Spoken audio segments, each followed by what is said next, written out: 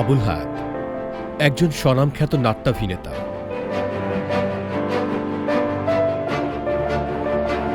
তিনি বহু বছর ধরে টিভি, সিনেমা আর বিজ্ঞাপন চিত্রে সুনাম ও সফলতার সাথে অভিনয় করে যাচ্ছেন।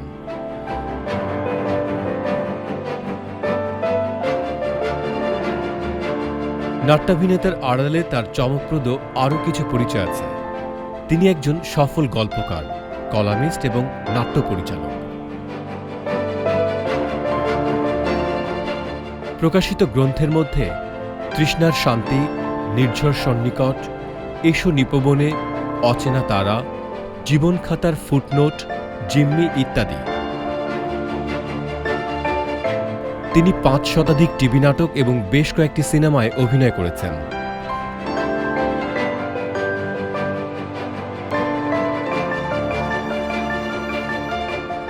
কাজের স্বীকৃতি হিসেবে তিনি পেয়েছেন জাতীয় চলচ্চিত্র পুরস্কার, মেরিল প্রথম আলো পুরস্কার সহ আরও অনেক পুরস্কার।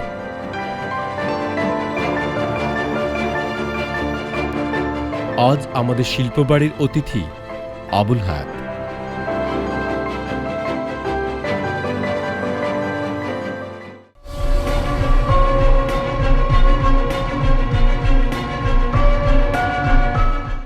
সুধী দর্শক, আপনাদের স্বাগত জানাচ্ছি শিল্পবাড়ি অনুষ্ঠান দেখবার জন্য। শিল্পবাড়ি পরিবেশিত হচ্ছে দর্জিবাড়ির সৌজন্যে।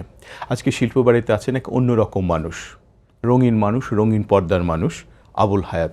কিন্তু আজকে আমরা কথা বলবো আবুল হায়াতের অন্য এক জগৎ নিয়ে, তার লেখালেখির জগৎ। তিনি অসামান্য দক্ষতায়, নিপুণ ঐশ্বর্যে গল্প লেখেন, উপন্যাস লেখেন। হয়তো অনেকে জানেন, অনেকে জানেন না। যারা জানেন না তাদের জন্য আবুল হায়াতের এই জগৎটা আজকে অনেকটাই আমরা তুলে ধরবার চেষ্টা করব, ব্যাখ্যা করার চেষ্টা করব, বুঝবার চেষ্টা করব আবুল হায়াতের মনোজগৎ। হায়াত ভাই, আপনাকে স্বাগত জানাই। ধন্যবাদ। আপনি এবং আমি যখন কথা বলবো, আপনার অভিজ্ঞতা যখন বিনিময় হবে এই অনুষ্ঠানে, সেই ফাঁকে অসামান্য দক্ষতায় আপনার ছবি আঁকবেন অধ্যাপক শাহজাহান আহমেদ বিকাশ। তিনি ইউডা বিশ্ববিদ্যালয়ের চারুকলা বিভাগের চেয়ারম্যান। এবং আমি খুব বিস্মিত হয়ে যাই যে শিল্পী তো ছবি আঁকাতে একটা মগ্নতার বিষয়, কিন্তু কথা যখন বলি তখন তো এক ধরনের একটা নয়েজ তৈরিই হয়। এর মধ্যে কিন্তু কেমন করে তিনি আঁকেন আমি জানি না। অনেকদিন ধরে আমাদের সঙ্গে তিনি আছেন এই অনুষ্ঠানের শুরু থেকেই। আজকে যে কথাটা আপনাকে শুরু করতে চাই, লেখার জগতে কিভাবে প্রবেশ করলেন? প্রথমে বলতে হয় যে মাঝে মাঝে মনে হয় এই জগতে প্রবেশ করে আমি অপরাধ করি। কেন?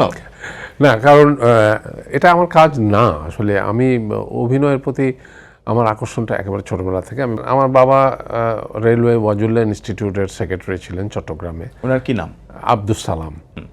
তো বাবা সেক্রেটারি থাকার কারণে আমি একেবারে আমার ওই জ্ঞান হওয়ার সময় থেকে মঞ্চে নাটক দেখি, এবং সেখান থেকে নাটক দেখতে দেখতে এক ধরনের অনুপ্রেরণা আমার মধ্যে এসেছিল। আপনার মাও যেতেন বোধহয়? মা তো যেতেন, মায়ের হাত ধরেই আমি যেতাম।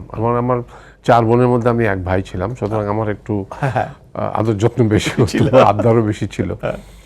তো সেই মায়ের হাত ধরে নাটক দেখতে যেতাম, এবং সেই নাটক দেখতে দেখতে প্রখ্যাত অভিনেতা অমলেন্দু বিশ্বাসের অভিনয় আমি সেই ছোটবেলা থেকে দেখি।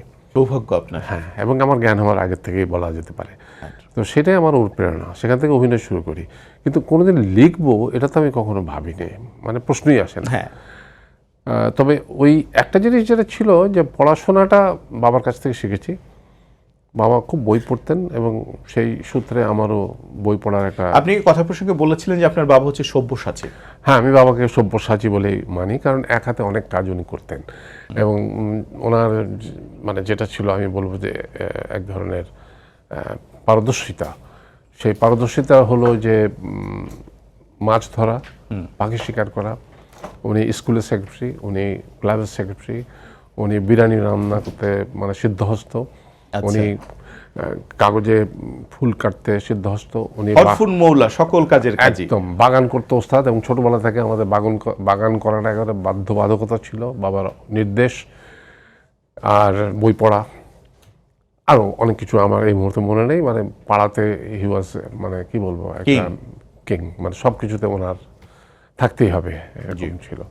তো সেই বাবার হাত ধরে বই পড়া শেখা, এবং বই পড়া থেকেই হয়তো লেখার একটা ভেতরে এক ধরনের কেমিস্ট্রি কাজ করে, সেখান থেকে এসছে। কিন্তু লিখবো এটা কোনোদিন ভাবিনি।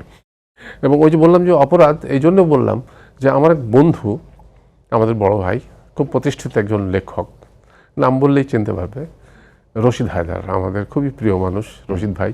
আমাকে একদিন বলেছিল যে তোমার ঠ্যাং ভেঙে দেবো। আমি তো রশিদ ভাই কিন্তু এই অনুষ্ঠানে এসেছিলেন। হ্যাঁ, আসবে এসে, তার মতো লোক না আসলে কি আমার মতো লোক কেন আসবে এখানে?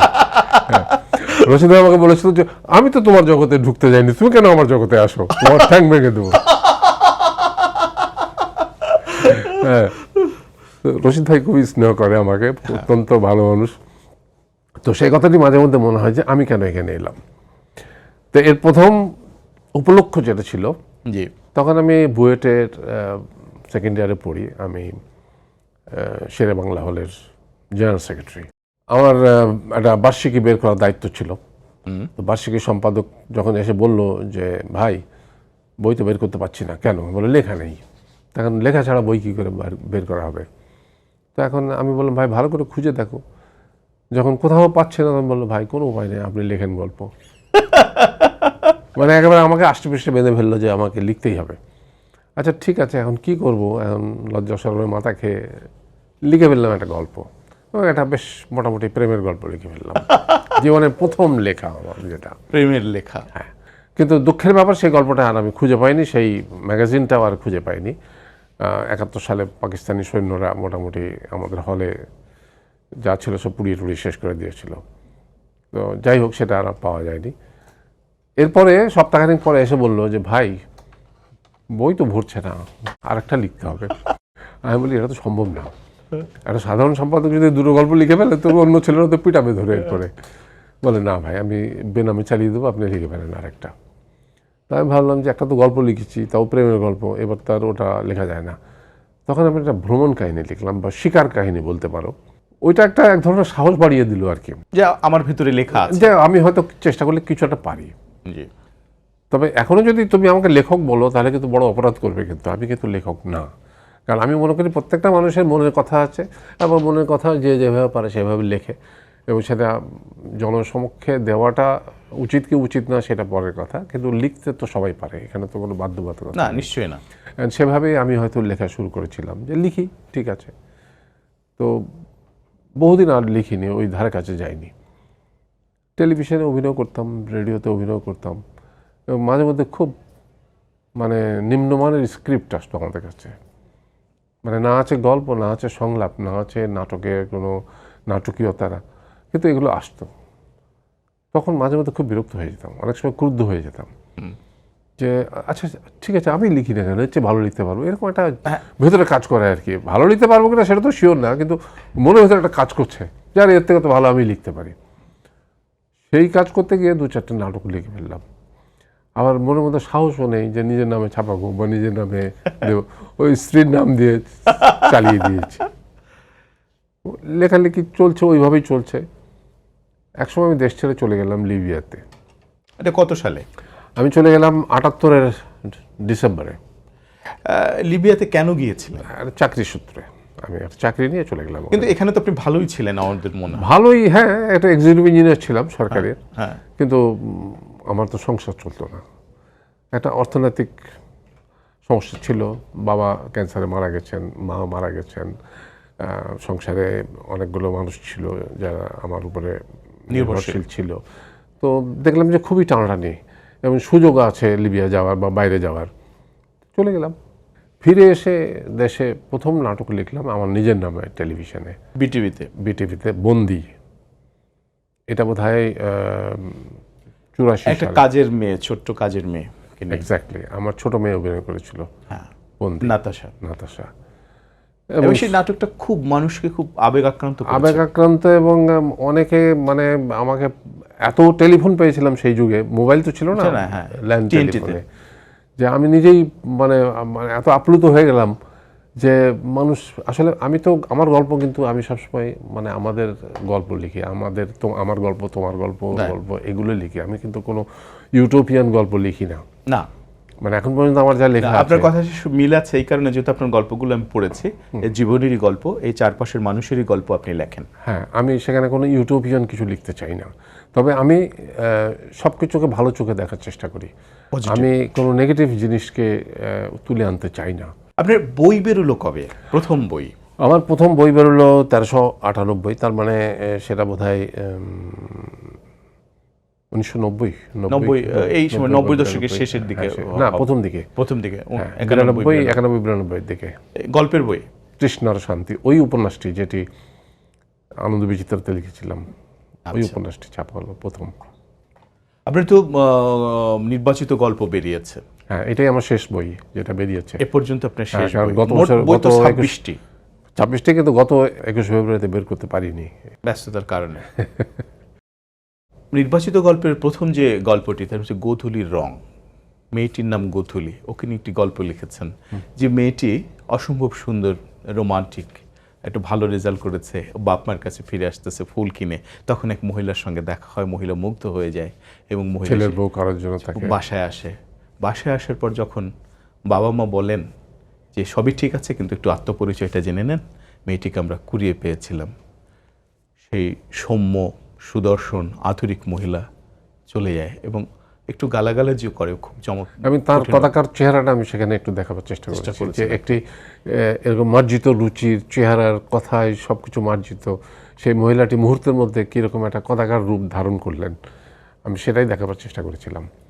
এবং যেটা শেষ পর্যন্ত হয় যে মানুষ মানুষের জন্যে, আপনি শুরুতে যে কথাটা বলতে চেয়েছিলেন যে আপনি মানুষের পজিটিভ রূপটা দেখাতে চান, এই গল্পটা সেটাই দেখিয়েছেন। হ্যাঁ, যে বাবা এসে তাকে সেটাই বলল যে মা তুই মন খারাপ করিস না, ওই যে সূর্যটা ডুবছে তুই দেখ, এই সূর্য কিন্তু ডুববার জন্য ডুবছে না, ও কালকে সকালে আবার উঠবার জন্য উদিত হবে এই পৃথিবীতে অসংখ্য মানুষের মাঝে। হ্যাঁ, কিন্তু এরকম সুন্দর সাজানো কোনো মানুষের ভিতরে কপট কদর্য রূপ আছে, এগুলো কি আপনার দেখা না আপনি ইমেজিন করে? কিছুটা দেখা। এই গল্পটি যেটা বললাম এটা আমার দেখা এবং আমাদের খুবই পরিচিত মহলের একটি ঘটনা, সেখান থেকেই আমি বাকিটুকু আমার কল্পনায় রূপ দেওয়ার চেষ্টা করেছি। আমার বেশিরভাগ গল্পগুলোই তুমি যদি খোঁজো তাহলে দেখবে পত্রিকার সংবাদ, দৈনিক পত্রিকার সংবাদ থেকে ঘটনাগুলো বেশিরভাগ আমি পিক করেছি। তুমি যদি আমার হাসুলি বেগমের উপকথাটা পড়ে থাকো উপন্যাস, সেখানে একটি তালাকপ্রাপ্তা মহিলার গল্প, যে গল্পটা নিউজটা ছিল যেটা, সেটা হলো যে উত্তরবঙ্গে একটি একজন বাবা তার পাগল ছেলেকে নিয়ে ব্যবসা করে। পাগল ছেলেকে নিয়ে বাবা ব্যবসা করে, মানে কি ধরনের তুমি চিন্তা করো, এটা হলো সংবাদ। পাগল ছেলেকে দিয়ে হিল্লা বিয়ে দেওয়ায়, হিল্লা বিয়ে দিয়ে টাকা নেয়, রাত্রে বিয়ে দিয়ে সকালবেলা সে তালাক দিয়ে দেয় এবং তার বিনিময়ে সে 10,000 টাকা নেয়। এইটা সংবাদ বেরিয়েছিল এবং সেখান থেকে আমি হাসুলি মেয়েটার, তার স্বামী তাকে যখন তালাক দেয়, জাস্ট কৃষক কাজ করে এসে সন্ধ্যেবেলা ভাত চেয়েছে, ভাত দিতে দেরি হয়েছে, মুহূর্তের মধ্যে তালাক দিয়েছে এবং এটা খুব স্বাভাবিক একটা ঘটনা আমাদের গ্রামে গঞ্জে। কিন্তু তালাক দেওয়ার সঙ্গে সঙ্গে পর মুহূর্তে স্বামী মানে বুঝতে পেরেছে সে ভুল করেছে এবং সে বলেছে না বউ আমি ভুল করেছি, এটা কোনো তালাক হয়নি। বলে না আপনি তো 3 বার তালাক দিয়েছেন। বলে এই তালাক হয় না, আমি জানি এটা হয় না। সে বলেছে না এটা তালাক হয়ে গেছে। মানে এই যে স্ত্রী, যে অশিক্ষিত মহিলা, তার ধারণায় এটা তালাক হয়ে গেছে, এখন আপনি পরপুরুষ, আপনি আমার দিকে তাকাবেন না, দূরে থাকেন। এবং বারবার স্বামী বলছে এটা তো কেউ শোনে নাই, কেউ দেখেনি। বলে কেউ শোনেনি, কেউ দেখেনি বলেন না, আল্লাহ তাআলা দেখেছেন, তিনি শুনেছেন। এবং সে ছুটে যায় মৌলানা সাহেবের কাছে। মৌলানা সাহেব ছেলেটিকে বোঝানোর চেষ্টা করেন যে আমাদের ধর্মে কি আছে সেটা বোঝানোর চেষ্টা করেছেন, কিন্তু সে বলছে আপনি বোঝালে আপনি একটু গিয়ে আমার স্ত্রীকে বোঝান। মৌলানা সাহেব গিয়ে স্ত্রীকে বলছেন যে যা হাদিসে আছে উনি সেটা বোঝাচ্ছেন, কিন্তু স্ত্রীর এক কথা, আপনি তালাক দিয়ে দিয়েছেন, এখন আপনি পরপুরুষ। সেই পাগলের কাছে সে আবার যাবে। পাগলের বাবা তখন বলে যে এটা আমার ছেলে 25 নম্বর বিয়ে, এখন রেট হলো 25,000 টাকা, এটা আমি ধুমধাম করে দেব, 25 নম্বর হিল্লা বিয়ে। এবং সেই জমি বিক্রি করে 25,000 টাকা দিয়ে হিল্লা বিয়ে দেওয়া হলো। এবং যখন বিয়ে ওদিকে পড়ানো হচ্ছে তখন স্বামী হার্ট অ্যাটাক করে মারা যায়। এবং গ্রামের লোক তখন ওই পাগলের বাবাকে ঘেরাও করে যে এই মেয়েটাকে আপনি বিতাড়িত করতে পারবেন না, এই ছেলের সাথে বিয়ে হবে। এবং আরও মজা হচ্ছে যে এই ছেলেটির মামা তাকে ওষুধ দিয়ে শহর থেকে ডাক্তার কাছ থেকে ওষুধ নিয়ে গিয়ে সারাবার চেষ্টা করছে, আর বাবা লুকিয়ে লুকিয়ে ওষুধগুলো ফেলে দেয় যে ছেলে যাতে না খায় ওষুধ। মানে একটা পর্যায়ে ওই ওষুধ ফেলে দিয়ে তাকে আরও পাগল বানাবার জন্য একটা ওষুধ খাওয়ায়, ওই বিয়ের রাত্রে, যে যাতে পরে আরও পাগল হয়ে যায়, এবং সেই রাত্রে ছেলেটি মারা যায়। এবং হাসুলি তখন চিৎকার করে বলছে যে আমি এখন কোথায় যাবো, আমাকে কে দেখবে। আপনি একটা গল্প চ্যালেঞ্জের যে শিক্ষক প্রাণনাথ চট্টোপাধ্যায়, এই প্রাণনাথ চট্টোপাধ্যায় আপনি মনোজগতে কিভাবে আনলেন যে এইভাবে একটা গল্প লেখা যায়, একজন শিক্ষকের মর্যাদাকে এইভাবে প্রতিষ্ঠিত করা যায়? আসলে কিছু কিছু চিন্তা বোধহয় এসে যায় মানুষের মনে, অনেকেই চিন্তা করেন। আমার ধারণা, আমার এটা হয়েছিল যে আমি পত্রিকায় বেশিরভাগ সময় পড়ি যে শিক্ষকদের হেয় করে অনেক গল্প লেখা হয়, অনেক ঘটনা, এগুলো। কিন্তু ওই রকম শিক্ষকও প্রচুর আছেন। অবশ্যই আছেন, কিন্তু সব শিক্ষক কি তাই? নিশ্চয়ই না। তা আমার কথা হচ্ছে যে প্রতিটা পেশাতেই ভালো খারাপ আছেন, এবং ভালোর সংখ্যাই কিন্তু বেশি, এটা অবধারিত। হ্যাঁ নিশ্চয়ই, নাহলে সমাজ ব্যবস্থা চলতে পারতো না। চলতে পারে না। যেমন মানে 10টা আম নিয়ে আসলে একটা পচা থাকে, জি। হ্যাঁ, তখন আমি বলতে পারি না যে সব আমগুলো পচা। এই যে প্রাণনাথের চরিত্রটি এসছে, আমার অ্যাসিস্ট্যান্ট হেডমাস্টার ছিলেন চট্টগ্রামে পাহাড়তলী রেলওয়ে হাই স্কুলে, যিনি আমাকে বাসায় এসে পড়াতেন। অত্যন্ত দরিদ্র একটি মানুষ, কিন্তু পড়াবার জন্য ওনার যে আকুলতা ছিল, যেটা দেখেছি আমি, যে আমার বাবা হয়তো তাকে মাসে একটি 10 টাকার নোট দিতেন। হ্যাঁ, এটি তার কাছে খুব যে একটা জরুরি বিষয় ছিল তা না, কিন্তু প্রয়োজন ছিল ডেফিনেটলি। তাঁর যে আকুলতা দেখতাম, তিনি পড়াচ্ছেন, যে আমার মতো ছাত্র একটা তৈরি করছেন। গর্ধব ছাত্রকে কিভাবে মানে আরো বিকশিত ভালো করে করা যায়। বোঝানো যায়, এবং আমাকে সবসময় ইন্সপায়ার করতেন যে তুমি পারবে না কেন, তুমি পারবে, তোমার ভেতরে আছে, তুমি চর্চা করছো না, তুমি চেষ্টা করছো না, তুমি চেষ্টা করো, আমি আসছি, ঠিক আছে, আমি বলে দিলে যে তুমি পারবে তা না, কিন্তু তুমি নিজে নিজে চেষ্টা করো, এই যে উনি বলতেন আমাকে।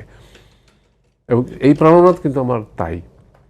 এবং অসম্ভব চমৎকার একটা পজিটিভ চরিত্র তৈরি করলেন, যখন সে এই দেশ থেকে তাকে তাড়িয়ে দেবে। হ্যাঁ, মানে তার পেছনে লোক লেগে গেছে। হ্যাঁ। কেন চেয়ারম্যানের ছেলেটা খারাপ রেজাল্ট করলো? চেয়ারম্যানের ছেলেকে প্রশ্ন দিয়ে আসতে হবে হবে অগ্রিম, এবং তার বিনিময়ে 50,000 টাকা পর্যন্ত তিনি সাধলেন, যে ইংরেজি এবং অঙ্ক এই দুটো সাবজেক্টের প্রশ্ন দিয়ে আসতে হবে, কারণ তিনি ফাইনালের কোশ্চেন করবেন। জি। এবং তিনি সমস্ত প্রতিকূলতার বিরুদ্ধে গিয়ে উনি বললেন যে আমার পক্ষে সম্ভব না।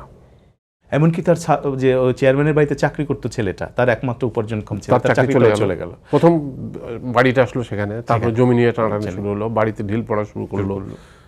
হ্যাঁ, কিন্তু তারপরও শিক্ষকের যে জায়গাটা, তিনি চেয়েছেন তার ছাত্র বিজয়ী হোক, তিনি গোপনে গোপনে ছাত্রটিকে ডেকে পড়াচ্ছেন। হ্যাঁ, এবং যখন রেজাল্ট বার হলো, ছেলেটি খুব চমৎকারভাবে পাশ করলো, শিক্ষক বিজয়ী হলেন, শিক্ষা বিজয়ী হলো। এই পজিটিভ চিন্তাটা সত্যি খুব অসাধারণ বিষয়।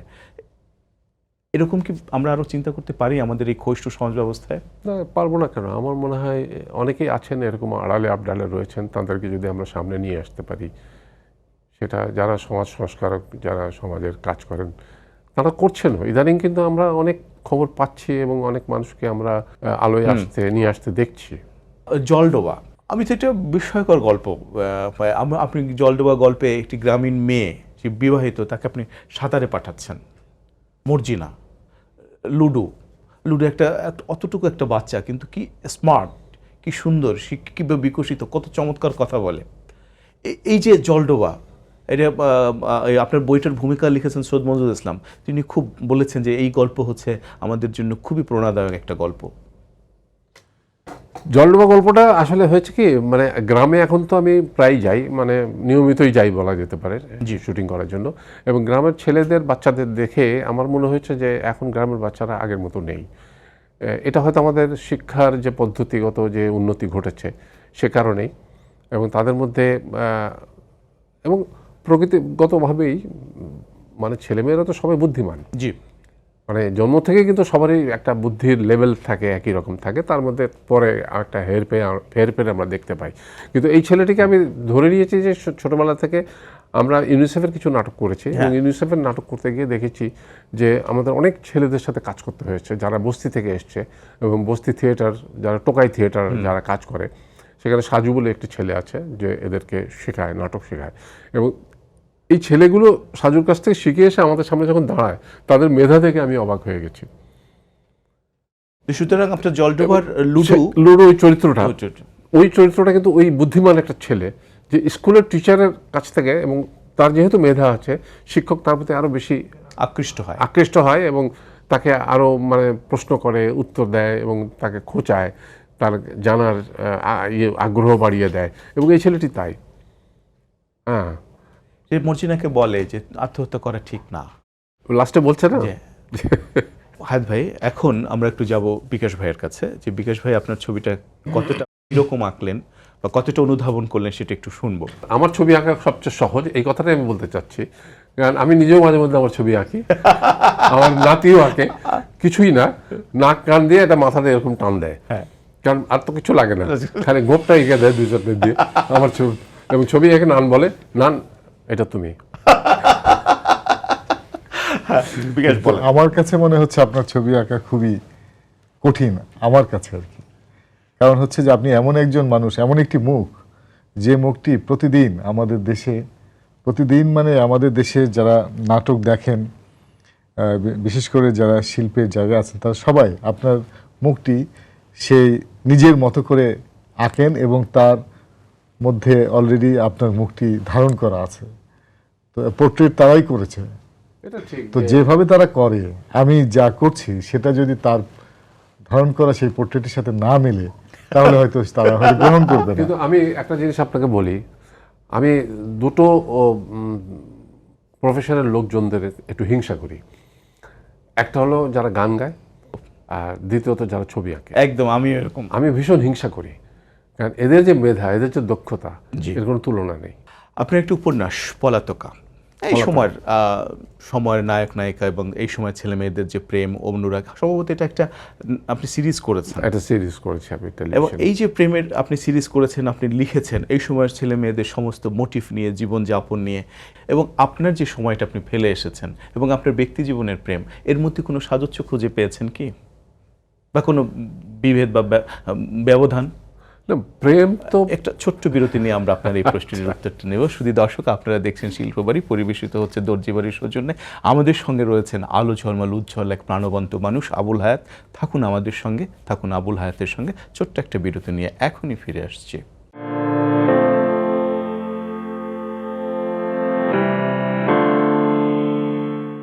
শুধু দর্শক, আমাদের সঙ্গে থাকবার জন্য, আবুল হায়াতের সঙ্গে থাকবার জন্য আপনাদের কৃতজ্ঞতা জানাই।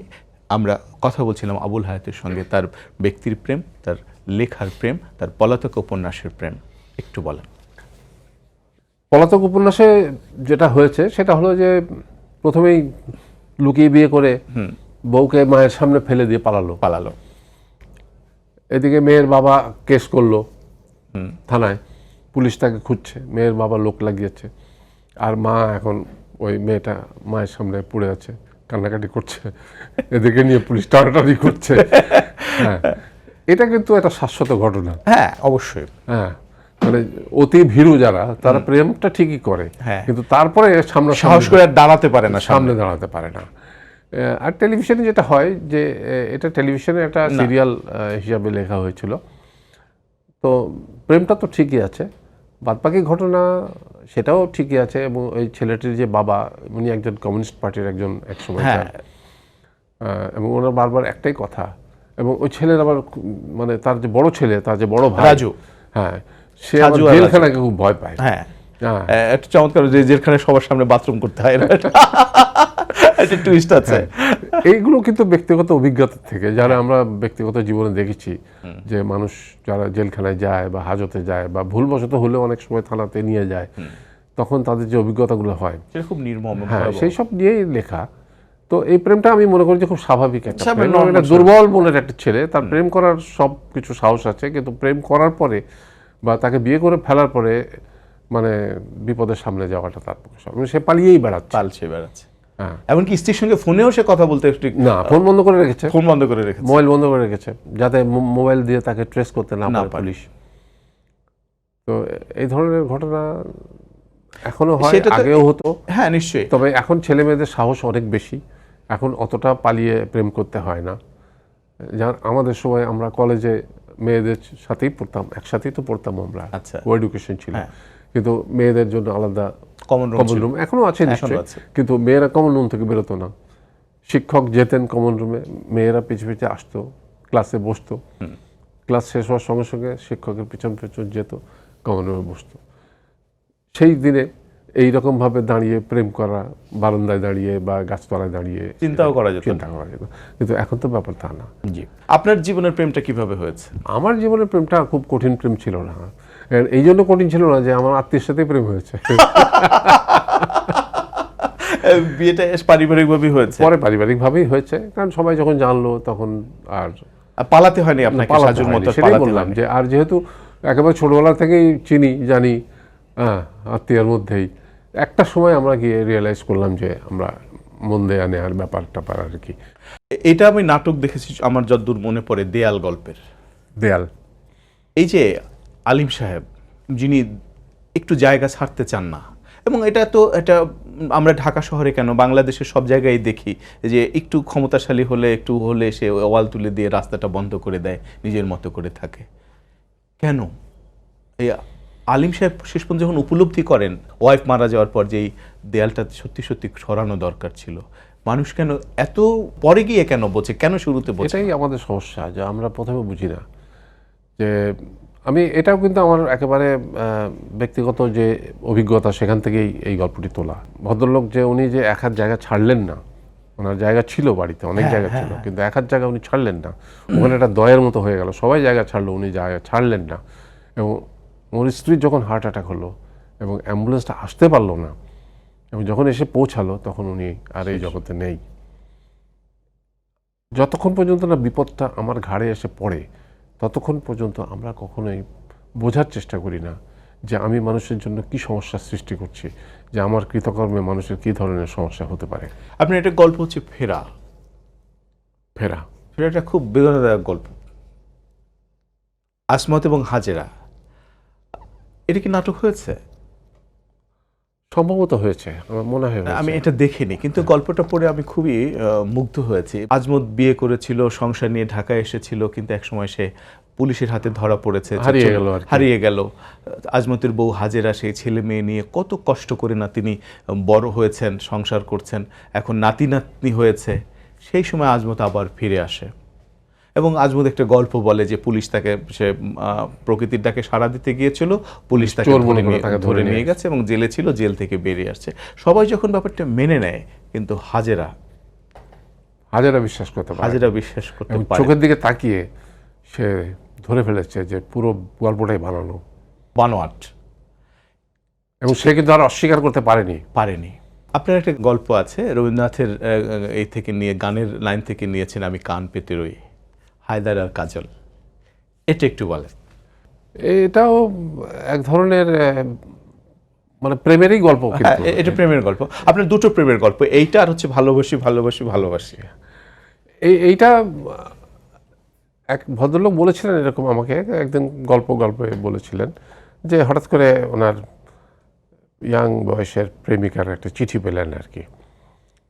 কি চিঠি পেলেন সেটা আর উনি বলেননি, যে এটা পেয়ে আমি খুব চমৎকৃত হলাম, পরে বিপদেও পড়লাম যে চিঠিটা যদি আমার স্ত্রীর হাতে পড়তো তো কী হতো। তো সেখান থেকে কিন্তু গল্পটা লেখা। আচ্ছা, হ্যাঁ, তো তখন আমি চিন্তা করলাম যে এই লোকটি সেই বয়সে প্রেমটা ঠিকই করেছেন।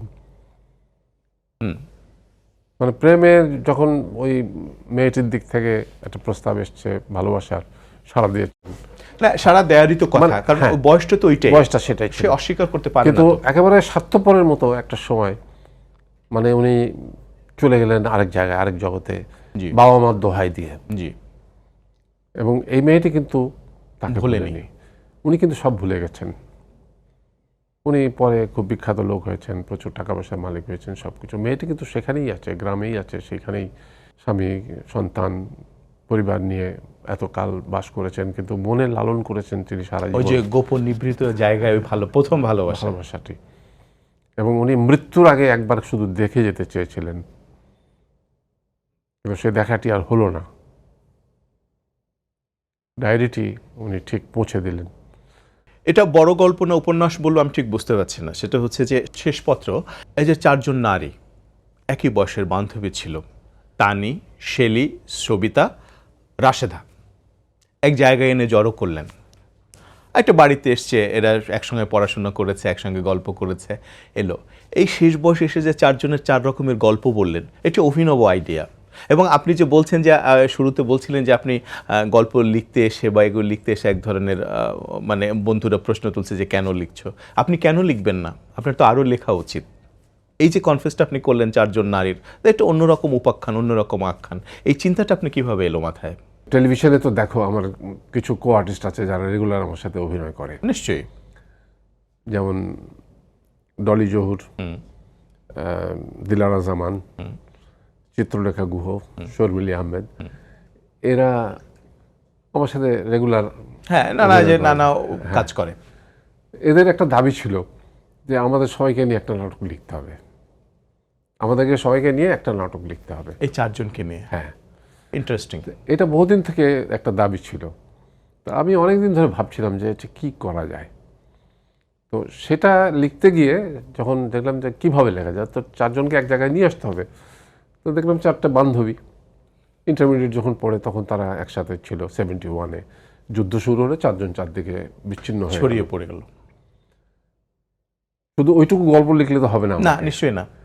তখন রাত্রে আড্ডা মারছে, যখন বসে বসে তারা গ্রিল খাচ্ছে। করছে, মাছের গ্রিল করে খাচ্ছে, তন্দুরের রুটি খাচ্ছে, তখন কথায় কথায় মানে আপাতত দেখা হয় যে প্রত্যেকে কত সাবলীল, সুন্দর জীবনযাপন করে। বাইরে আমরা দেখছি সবাই ভালো আছে, জি, সবাই সুখী, সবাই সুখী। কিন্তু যখন ভেতরের গল্পটা বেরিয়ে আসে কোথায় যেন একটা দুঃখ লুকিয়ে আছে। তো সেই দুঃখগুলো, এই সমস্যাটা আমি চিন্তা করেছি যে নারীরা সমাজে কিভাবে নির্যাতিত হয়।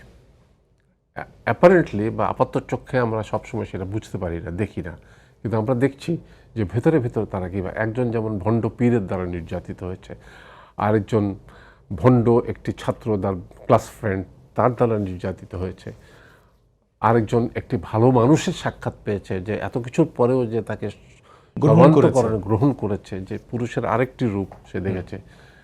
তারপরে আরেকটি লোক যে রাজাকার মুক্তিযোদ্ধা সেজে তাকে বিয়ে করেছে, সে ছিল নির্যাতিতা 71-এ, একজন মুক্তিযোদ্ধা সে তাকে গ্রহণ করছে বলে তাকে নিয়ে উপপত্নী বানালো।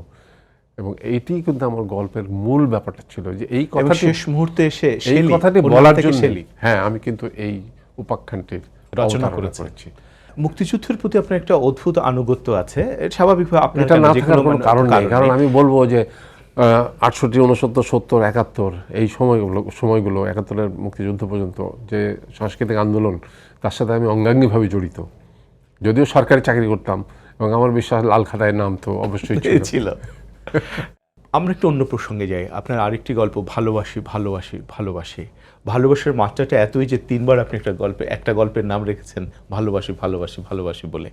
এই যে গল্পটা, এই যে কতটা গভীরে নিহিত, এই যে এটা আমার তো মনে হচ্ছে এখানেও আপনার একটা জীবনের কোথাও না কোথাও একটা ছাপ আছে।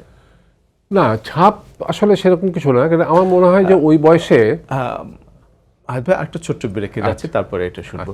শুধু দর্শক, আপনারা দেখছেন শিল্পবাড়ি, পরিবেশিত হচ্ছে দর্জি বাড়ির সৌজন্যে, এবং আজকে আমাদের স্টুডিও আলো করে আছেন আবুল হায়াত, এক এবং অনন্য মানুষ। শুনবো তার আরও অনেক কথা। থাকুন আমাদের সঙ্গে, থাকুন আবুল হায়াতের সঙ্গে।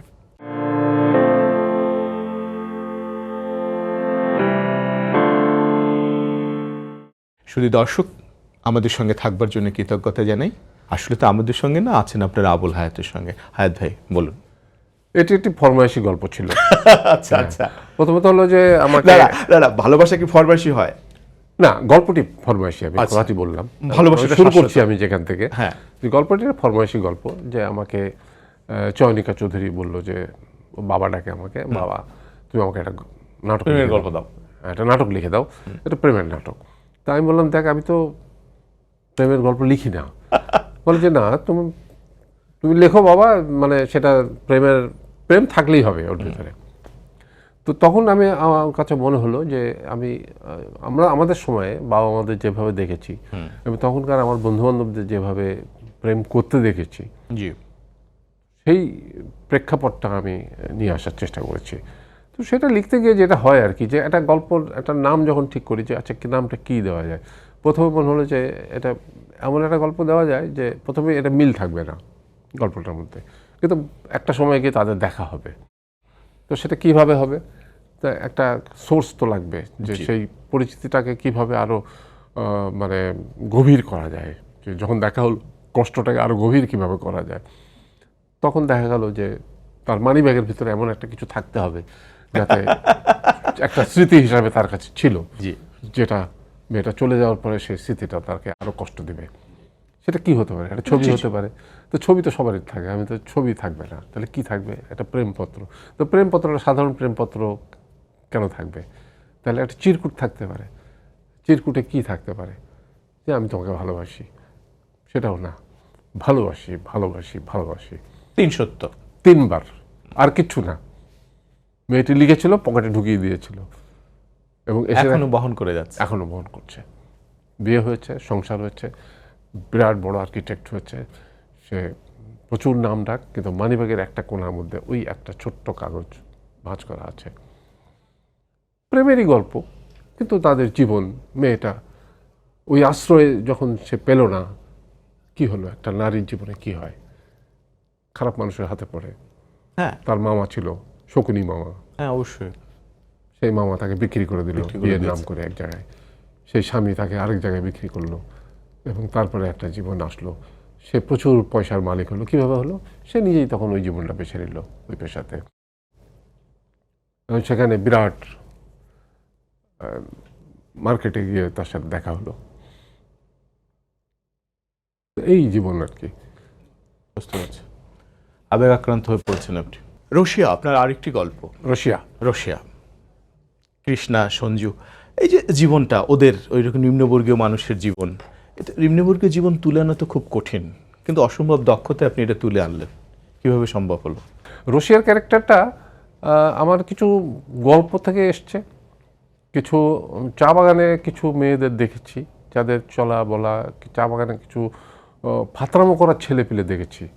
হ্যাঁ, কাজ করে, কিন্তু তারা ফাতরামিটা বেশি করে, মেয়েদের সাথে বেশিক্ষণ তারা ইয়ার্কি মারার চেষ্টা করে। এই যে সঞ্জু ক্যারেক্টারটা কিন্তু তাই। সেটাই।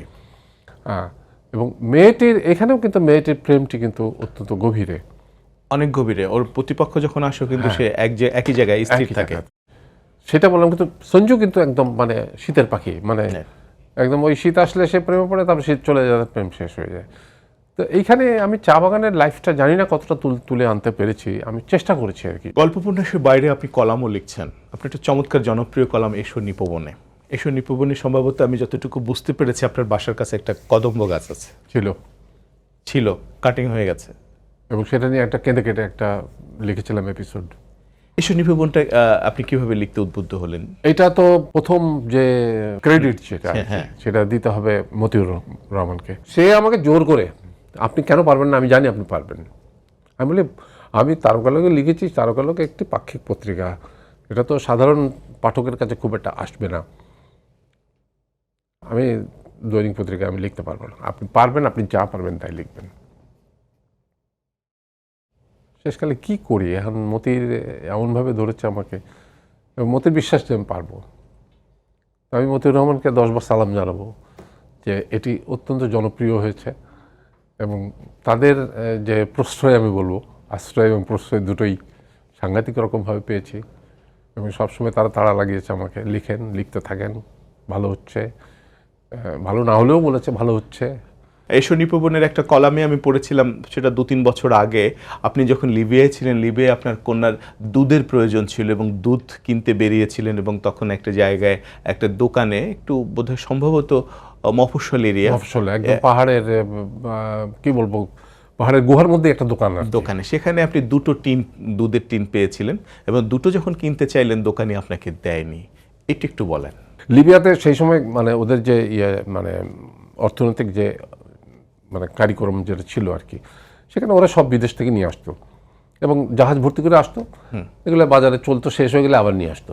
আমার ছোট মেয়ে নাতাশা, ও দুধ খেত তখন, তো খেতে খেতে হঠাৎ করে নাই, আমার পাড়ার দোকানে নাই, যেখানে আমি প্রজেক্টে কাজ করতাম ওখানে একটা দোকান ছিল, নাই, ত্রিপলিতে নাই, জাভিয়া শহরে ছিলাম, নাই, সুপার মার্কেটগুলো ঘোরাঘুরি শুরু করলাম, কোথাও নাই, মানে একটা সংকটের মধ্যে পড়ে গেলাম। তখন হঠাৎ করে আমার এক ভাগ্নি ছিল, আমার ওখান থেকে 200 কিলোমিটার দূরে, পর্বত পার হয়ে যেতে হয় ওখানে মরুভূমিতে, ওখানে বেড়াতে গেলাম একদিন। তো ওখানে গিয়ে খুঁজলাম, নাই।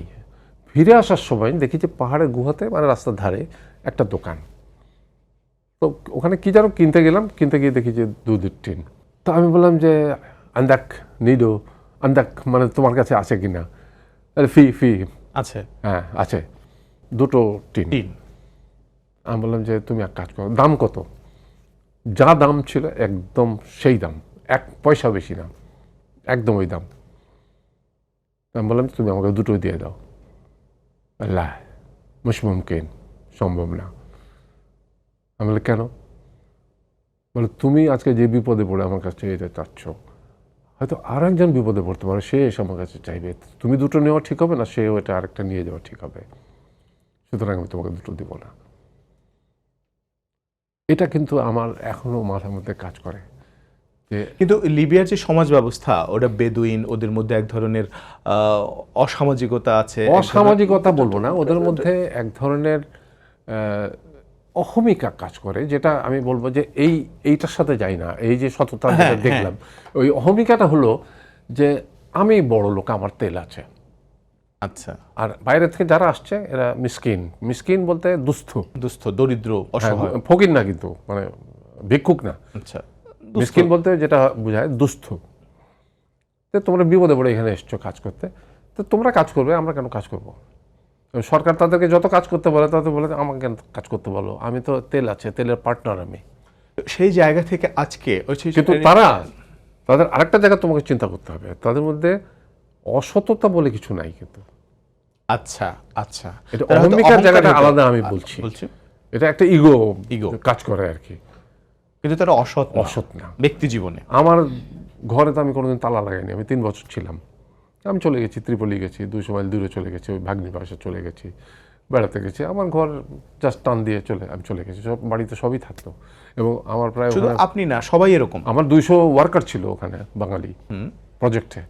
তাদের টাকা পয়সা প্রায় অনেকেরই টাকা পয়সা আমার কাছে রেখে দিত, বলে স্যার আপনার কাছে রেখে দেন। সব ফেলে আমি চলে যেতাম বাইরে, কোনোদিন তো কিছু হয়নি। ভাই, আপনার সম্পর্কে, আপনি তো মঞ্চের মানুষ, রঙিন পর্দার মানুষ, আর একজন অসামান্য আমাদের মঞ্চের এবং রঙিন পর্দার আপনার সহকর্মী, সতীর্থ, দাপুটে অভিনেতা এবং রঙ্গমঞ্চের মহানায়ক আতর রহমান, কি বলছেন একটু শুনে আসি। আবুল হায়াত খুব একটা জিনিসের জোর দেয়, খুব ন্যাচারাল, মানে স্কুলের অভিনেতা। কিছু কিছু অভিনেতা তো আছে যে এক এক ধরনের হয়, যে একেবারে ধরে ধরে খুব ধ্রুপদী স্টাইল অভিনয় করে। আবুল হায়াত ওটা চান নাই, উনি একেবারে মনে হচ্ছে যে ঘরের মানুষ কথা বলছেন। অভিনয় উনি সবসময় সহজিয়া ঢংটা আয়ত্ত করেছেন। একজন প্রকৌশলী ইঞ্জিনিয়ার যে শিল্পের জগতে এত শক্তভাবে তার অধিবাস, সেটা বিস্ময়কর। আমার কাছে বিস্ময়কর মনে হয়। সে বিটিভির আমল থেকে বহু চ্যানেল অভিনয় করছে, সে নাট্য প্রযোজনা করে, সুখী মানুষ, স্ত্রীকে নিয়ে 2 কন্যা, খুব প্রতিভাবান। আবুল হায়াতের কলম খুব সচল। যখন উনি লেখেন, এবং আমরা পড়তাম ওর লেখা, প্রথম আলোতে বেরোতো, একটা কলাম বেরোতো, সেখানেও খুব মজার, রসিকতাপূর্ণ, এবং জীবনের সব কিছু উনি সহজিয়া ঢঙে করেছেন।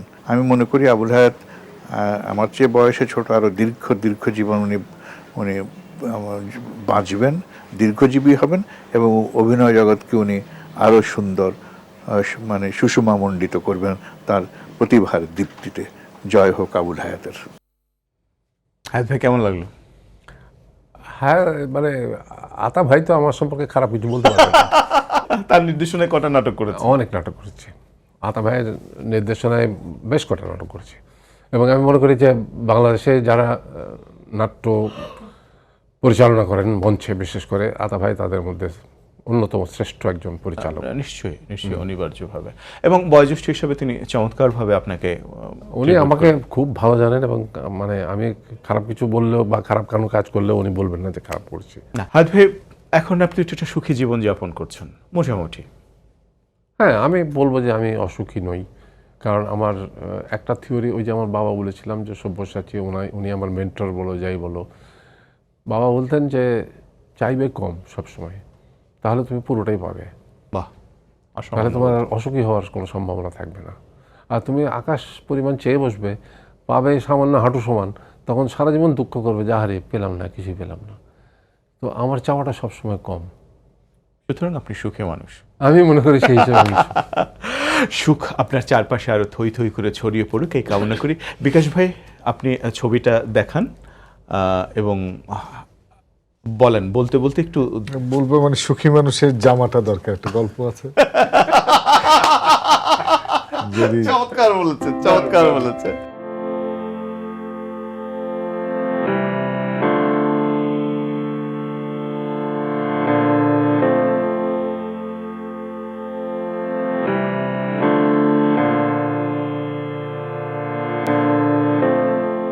অনেক ধন্যবাদ। আমি আই এম সো লাকি, আমি গর্বিত যে একজন এত বড় শিল্পী আমার ছবিটা আঁকলো।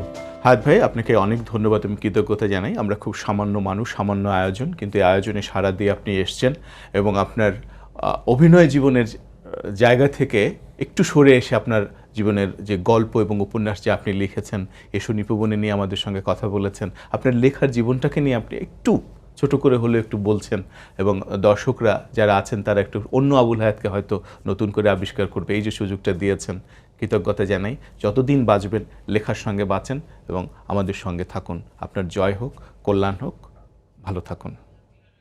বিকাশ ভাই, আপনাকে অনেক ধন্যবাদ, কৃতজ্ঞতা জানাই আমাদের সঙ্গে থাকবার জন্য এবং এত চমৎকার অসাধারণ একটি পোর্ট্রেট আঁকবার জন্য হায়াত ভাইয়ের। শুধু দর্শক, শিল্পবাড়ি এতক্ষণ আপনারা দেখলেন, সঙ্গে ছিলেন অনিবার্যভাবে আবুল হায়াত। আপনারা যে যেখানে থাকুন, ভালো থাকুন, সুন্দর থাকুন, কুশলে থাকুন এবং দীর্ঘ জীবন অতিবাহিত করুন। আপনাদের জয় হোক, মঙ্গল হোক।